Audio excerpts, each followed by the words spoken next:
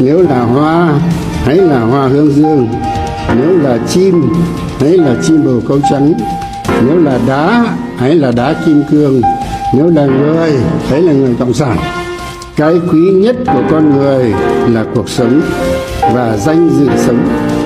bởi vì đời người chỉ sống có một lần, phải sống sao cho khỏi xót xa ân hận vì những năm tháng đã sống hoài sống phí,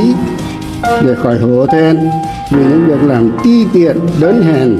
bị mọi người khinh bỉ, để đến khi nhắm mắt xuôi tay ta có thể tự hào rằng tất cả đời ta, tất cả sức ta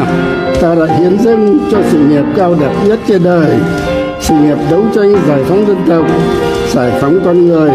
mang lại hạnh phúc.